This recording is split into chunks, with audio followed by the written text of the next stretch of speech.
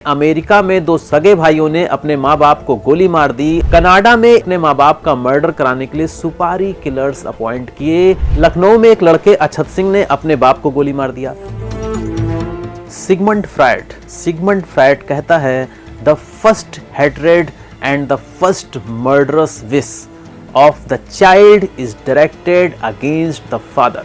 और इसी चीज को कार्ल जुंग कहता है, दबे हुए जो इमोशंस हैं, अनरिजॉल्व्ड कन्फ्लिक्ट जो हैं, अगर उनको समझा नहीं जाता है तो कभी कभी बहुत ही विनाशकारी बनकर हमारे सामने आ जाते हैं। 1989 में अमेरिका में दो सगे भाइयों ने अपने माँ बाप को गोली मार दी और गवाही यह दी कोर्ट में कि माँ बाप उनका मानसिक और शारीरिक शोषण कर रहे थे। लेकिन जो अभियोजन पक्ष था उसने बताया कि यह एक प्लान्ड मर्डर था, प्रॉपर्टी के लिए। कनाडा में एक लड़की ने, जेनिफर पैन नाम था उसका, उसने अपने माँ बाप का मर्डर कराने के लिए सुपारी किलर्स अपॉइंट किए और माँ मार दी गई, बाप किस्मत से बच गया।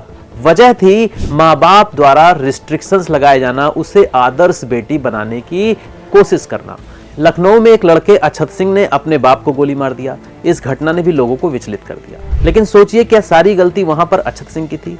उनके पिता की कोई गलती नहीं थी।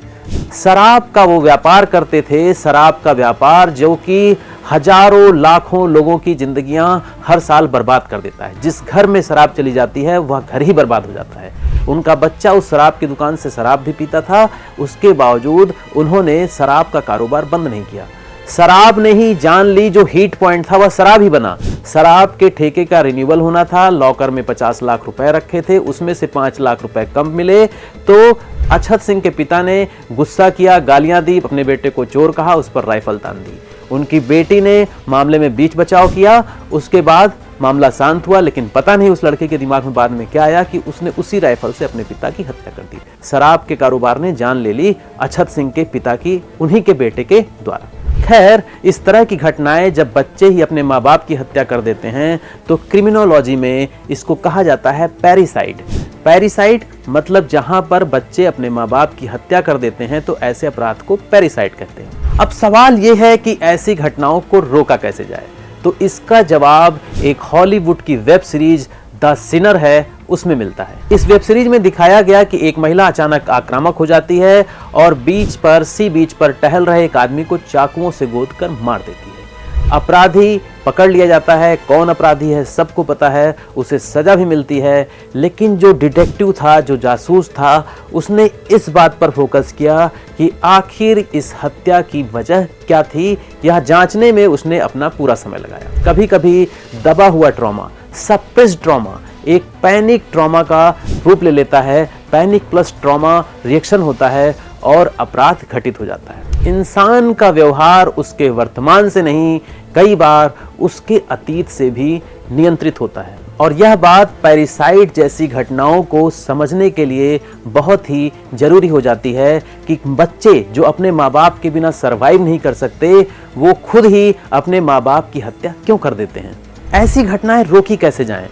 क्यों होती हैं ऐसी घटनाएं? मार्टिन सेलिगमैन, प्रसिद्ध अमेरिकी मनोवैज्ञानिक, वह दो चीजों की बात करते हैं, एक लर्न्ड हेल्पलेसनेस और दूसरा पॉजिटिव साइकोलॉजी। लर्न्ड हेल्पलेसनेस क्या है? इसका मतलब होता है सीखी हुई लाचारी, और दूसरा है पॉजिटिव साइकोलॉजी, इसका मतलब होता है सकारात्मक मनोविज्ञान।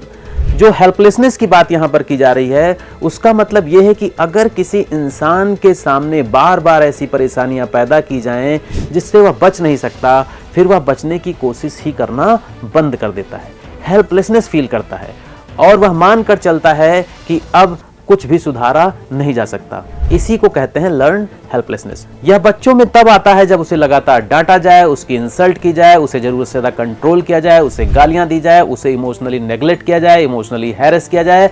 तो यह सब बातें उसके दिमाग में आ जाती हैं और एक टाइम के बाद जब उसे लगता है कि अब कुछ नहीं हो सकता, तो वह आक्रामक होकर हमलावर भी हो जाता है और जड़ से समस्या को मिटाने की कोशिश करता है। और इसी का एक्सट्रीम रिएक्शन होता है माँ बाप की हत्या, परिवारीजनों की हत्या, दोस्तों की हत्या या किसी की भी हत्या। इसका इलाज है पॉजिटिव साइकोलॉजी, जिसके बारे में अभी बात की गई। पॉजिटिव साइकोलॉजी का मतलब होता है कि लोग दुखी क्यों होते हैं, इसके बजाय इस बात पर ध्यान दिया जाना चाहिए कि लोग खुश कैसे हो सकते हैं, लोगों में रेजिलिएंट कैसे डेवलप किया जा सकता है।